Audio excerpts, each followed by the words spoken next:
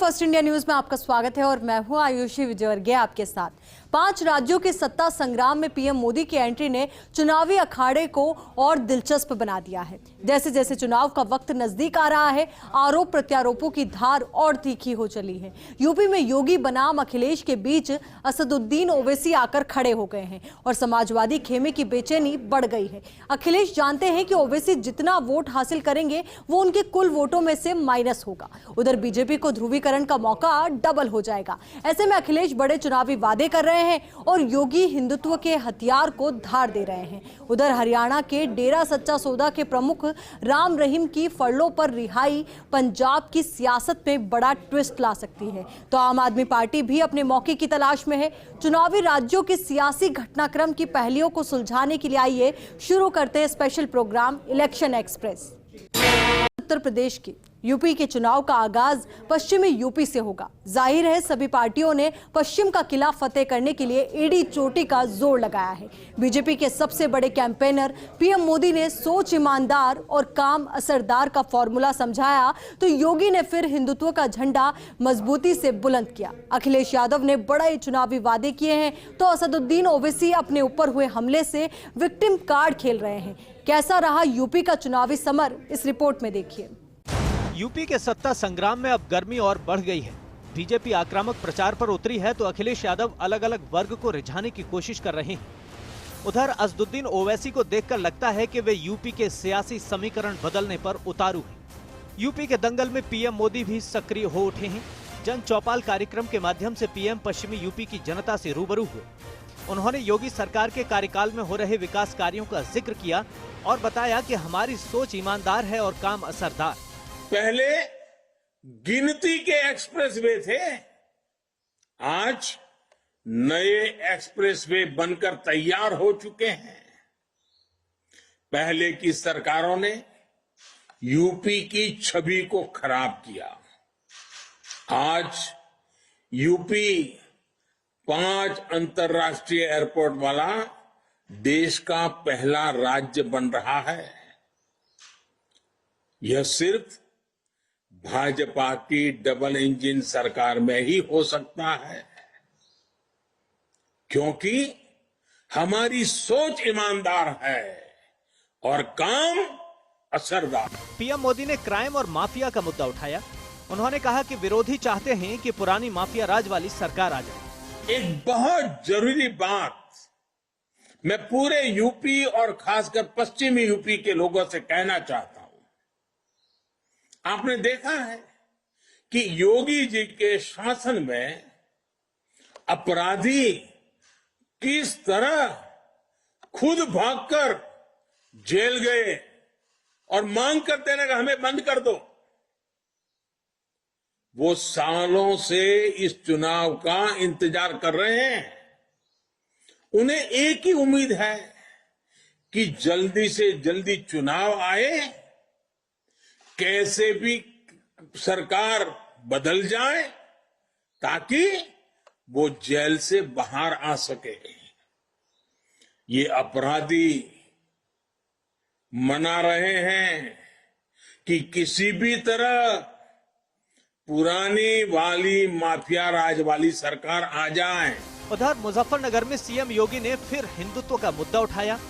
उन्होंने काशी, मथुरा, अयोध्या का जिक्र करते हुए कहा कि हम मंदिरों का विकास कर रहे हैं और वे कब्रिस्तान का विकास करते हैं। हम अयोध्या का विकास करेंगे, ब्रज तीर्थ का विकास करेंगे, मथुरा वृंदावन का विकास करेंगे, काशी का विकास करेंगे, सुख तीर्थ का विकास करेंगे और सपा और लोकदल के लोग तो कब्रिस्तान का विकास करने के लिए भगवान ने पैदा करके भेजे ही है। अखिलेश यादव जानते हैं कि अगर यूपी का चुनाव यूं ही हिंदुत्व के मुद्दे पर चलता रहा तो उनके हाथ से बाजी निकल सकती है। ऐसे में वे चुनावी लड़ाई को वादों की रिंग में लाने की कोशिश में लगे हैं। अखिलेश यादव ने सहारनपुर में प्रेस कॉन्फ्रेंस करके कहा कि उनकी सरकार बनी तो वे 300 यूनिट फ्री बिजली देंगे और कर्मचारियों की पुरानी पेंशन की मांग को पूरा करेंगे। तो 300 यूनिट घरेलू बिजली फ्री होगी, साथ ही साथ हमारे किसानों के लिए सिंचाई मुफ्त होगी। किसानों को कोई पैसा सिंचाई का देना नहीं पड़ेगा। इसी तरह लगातार कर्मचारी जो सरकारी हैं, समय समय पर पुरानी पेंशन को बहाल करने के लिए और पुरानी पेंशन के लागू करने के लिए लगातार वो आंदोलन कर, लगातार वो पॉलिटिकल पार्टीज के लोगों से समय समय पर मिले हैं। समाजवादी पार्टी ने तय किया है सरकार बनने के बाद गठबंधन की सरकार जो होगी उसमें जो पुरानी पेंशन बहाल हमारे कर्मचारी चाहते हैं, समाजवादी सरकार बनने पर पुरानी पेंशन बहाल करने का काम किया जाएगा। अखिलेश यादव को लगता है कि पश्चिमी यूपी में किसानों का मुद्दा बड़ा है। वे लगातार गन्ना किसानों की बात कर रहे हैं। अखिलेश यादव ने गन्ना किसानों से वादा किया कि अगर उनकी सरकार बनी तो वे 15 दिन में गन्ने के भुगतान की व्यवस्था करेंगे। किसान लगातार आंदोलन करता है। जो गन्ना का भुगतान है, समय समय पर किसान को मिलों के सामने या अधिकारियों के सामने धरना देना पड़ता है, सरकार तक अपनी आवाज पहुंचानी पड़ती है। इसलिए समाजवादी पार्टी ने तय किया है कि किसी तरह का अगर कॉर्पस फंड बनाना पड़ेगा, फार्मर्स कॉर्पस फंड बना करके हमारे किसानों को कभी भी धरना नहीं देना पड़ेगा। 15 दिन के अंदर उनका भुगतान कराने का काम सरकार में होगा। वैसे तो यूपी के चुनाव में वोटर्स का रुख आसानी से कैलकुलेट हो जाता है। हर पार्टी अपने आप को एक निश्चित वोट बैंक के जरिए मैदान में 21 आंकती है, लेकिन इस बार कहानी में ट्विस्ट नजर आ रहा है और ये ट्विस्ट आया है ऑल इंडिया मजलिस इत्तेहादुल मुस्लिमीन के अध्यक्ष ओवैसी की एंट्री से। वैसे तो शुरू से ही यूपी चुनाव में ओवैसी को फैक्टर माना जा रहा है, लेकिन ओवैसी पर गाजियाबाद में हुए जानलेवा हमले के बाद माना जा रहा है कि मुस्लिम वोटर्स के सेंटिमेंट का फायदा उन्हें मिल सकता है। उस घटना के बाद ओवैसी भी पूरे रंग में नजर आ रही हैं। अमरोहा की सभा में उन्होंने फिर वही मुद्दा उठाया और गृह मंत्री अमित शाह द्वारा जेड सिक्योरिटी की अपील को ठुकरा दिया। हमको पार्लियामेंट में हमने खड़े होकर परवरदिगार की जात पर तवक्कल करके हमने कहा कि हम जेड कैटेगरी नहीं लेंगे। आज भी हमको बताया गया कि देश के होम मिनिस्टर अमित शाह ने पार्लियामेंट में कहा कि हम ओवैसी जी से अपील करते हैं कि वो सुरक्षा ले लें। हम देश के होम मिनिस्टर से ये अपील करते हैं कि असदुद्दीन ओवैसी की जान की कीमत वो जो उत्तर प्रदेश के CAA के प्रोटेस्ट में 22 लोग मारे गए उनसे बढ़ के नहीं है। ओवैसी पश्चिमी यूपी में डेरा डाले हुए हैं तो अखिलेश यादव को चिंता सता रही है। दरअसल समाजवादी पार्टी ये मानकर चल रही है कि मुस्लिमों का एक मुश्त वोट उसे मिलेगा, साथ ही पश्चिमी यूपी से जाट मुस्लिम गठजोड़ तैयार कर पूरब के लिए चुनावी हवा तैयार कर लेंगे। लेकिन जैसे जैसे चुनाव का वक्त नजदीक आ रहा है, यूपी के समीकरण बदलते दिखाई दे रहे हैं। ओवैसी जितनी तेजी से सक्रिय हो रहे हैं, बीजेपी उतनी ही ताकत से हिंदुत्व का मुद्दा उठा रही है और अखिलेश यादव की टेंशन बढ़ रही है। Bureau report, first India news. Punjab चुनाव के लिहाज से दो बड़े घटनाक्रम ने लोगों का ध्यान खींचा है। एक तो पंजाब में कांग्रेस ने चरणजीत सिंह चन्नी को पार्टी के मुख्यमंत्री पद के दावेदार के रूप में फाइनल कर दिया है, तो दूसरी ओर डेरा सच्चा सौदा के गुरमीत राम रहीम को 21 दिन की फरलो ने सभी को चौंका दिया है। राम रहीम की रिहाई को लोग चुनाव से जोड़कर क्यों देख रहे हैं, इस रिपोर्ट में देखिए। पंजाब में कांग्रेस के सीएम कैंडिडेट चरणजीत सिंह चन्नी होंगे। चन्नी के नाम की घोषणा खुद राहुल गांधी ने की। इस मौके पर मीडिया ने जब नवजोत सिंह सिद्धू की प्रतिक्रिया जानी तो सिद्धू ने पार्टी के साथ प्रतिबद्धता जाहिर की। सिद्धू ने कहा कि उन्होंने न कभी पैसा चाहा, न कभी पद चाहा, सिर्फ लोगों की सेवा की इच्छा है। उसके लिए कोई पद हो ये जरूरी नहीं। ना ते कदे नगद नारायण की इच्छा सी, ना कदे औदा नारायण की इच्छा सी। बस जिहड़ा जगत नारायण सब च वसदा है, परमात्मा जिहड़ा हर बंदे च वसदा है, ओदी सेवा करन दी इच्छा सी। सब तो वड्डी गल पंजाब नूं बदलन दी इच्छा सी। ते जे उस बदलाव की गल करिए तो जंग जारी रहेगी और जरूरी नहीं है कि ਉਹਦੇ ਲਈ कोई अहदा होना जरूरी है।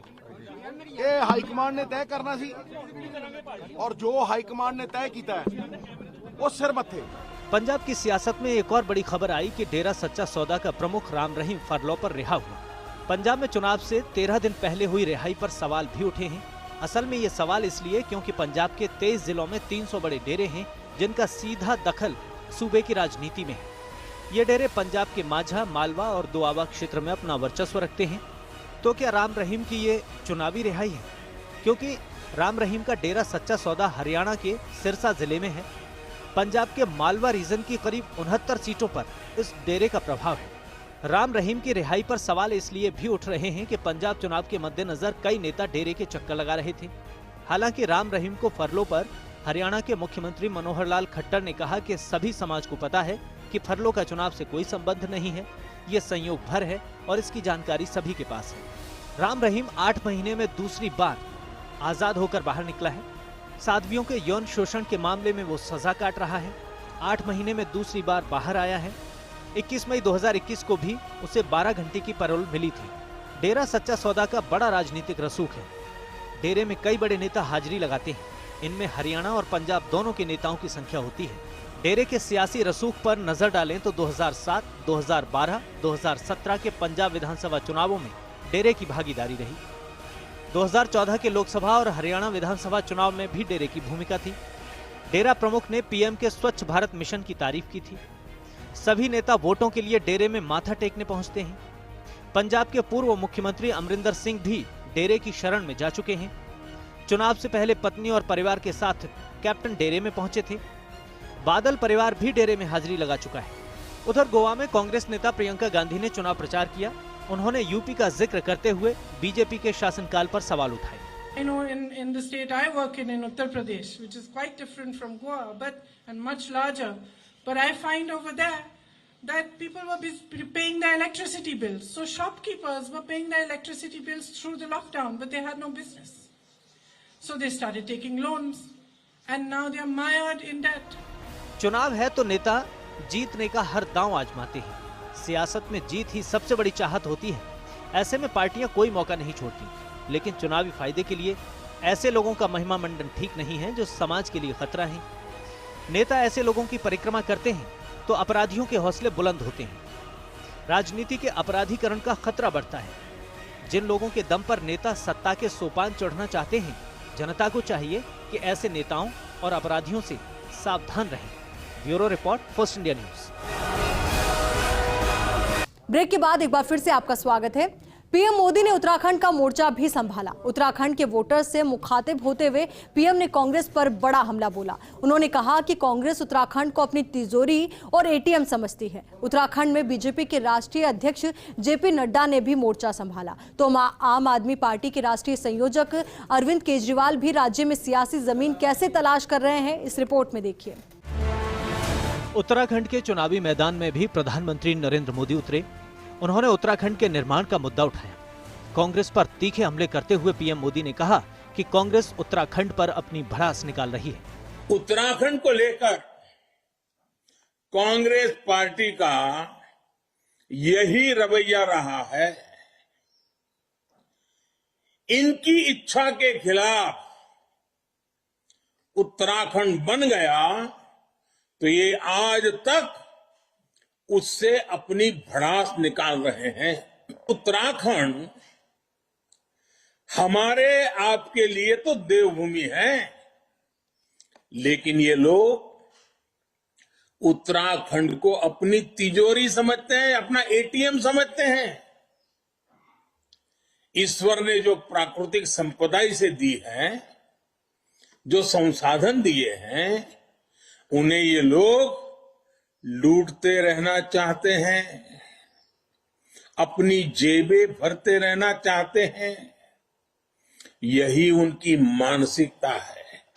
लेकिन देवभूमि की देव्य तुल्य जनता ने ये तय कर लिया है कि अब इन्हें मौका नहीं मिलने वाला है। उधर बीजेपी अध्यक्ष जेपी नड्डा ने भी उत्तराखंड में मोर्चा संभाला। एक कार्यक्रम को संबोधित करते हुए जेपी नड्डा ने सरकार के बजट में गरीबों के लिए की गई घोषणाओं का जिक्र किया। नड्डा ने समझाया कि उनकी सरकार कैसे महिला सशक्तिकरण के लिए काम कर रही है। प्रधानमंत्री आवास योजना में 80 लाख घर एक साल में बनेंगे और उसमें भी 48,000 करोड़ रुपए खर्च होंगे। कौन किसको पक्का मकान मिलेगा? गरीब लोगों को मिलेगा। क्या मकान मिलेगा? रसोई घर, शौचालय, बेडरूम, आगे टेरेस, साथ में गैस का चूल्हा। आप बताइए। और एक बात और सुन लीजिए, महिला शक्तिकरण। ये घर का मालिक नहीं होगा। ये प्रधानमंत्री आवास योजना का मालकिन होगी, घर की मालकिन होगी। इसको भी हमको याद रखना चाहिए। यह है महिला सशक्तिकरण। उत्तराखंड में आम आदमी पार्टी भी मैदान में है। पार्टी के राष्ट्रीय संयोजक और दिल्ली के मुख्यमंत्री अरविंद केजरीवाल ने प्रेस कॉन्फ्रेंस की। उन्होंने कांग्रेस और बीजेपी दोनों पर हमला बोला और जनता से एक मौका उन्हें देने की अपील की। कीजिए स्कूल अस्पताल, केजरीवाल कह रहा है मैं स्कूल अस्पताल ठीक कर दूंगा। आपने 5 साल में क्यों नहीं करे? आपको करने नहीं आते, आपकी नीयत खराब है। हरीश रावत साहब से पूछ लेना जी, 10 साल हो गए आपको सरकार, 10 साल चलाई, आपने स्कूल अस्पताल ठीक क्यों नहीं करे? आपको करने नहीं आते? उनके पास कोई एजेंडा ही नहीं है। वो जनता के बीच में जाके कांग्रेस क्या कह रही है, भाई 5 साल इन्होंने लूट लिया, अब हमारी बारी है, हमें लूटने दो। जाहिर है कि चुनावी सरगर्मियां जोरों पर हैं और पार्टियां एड़ी चोटी का जोर लगा रही हैं। पीएम के हमले से कांग्रेस का तिल मिलाना तय है। हालांकि ओपिनियन पोल में कांग्रेस और बीजेपी की टक्कर बताई जा रही है, जबकि आम आदमी पार्टी को रेस से बाहर माना जा रहा है। लेकिन आने वाले वक्त में उत्तराखंड की सियासत में आम आदमी पार्टी अपनी जमीन अभी से तलाशती दिखाई दे रही है। Bureau report, first India news. Election express में फिलहाल के लिए मेरे साथ इतना ही और खबरों के लिए आप बने रहिए फर्स्ट इंडिया के साथ। नमस्कार।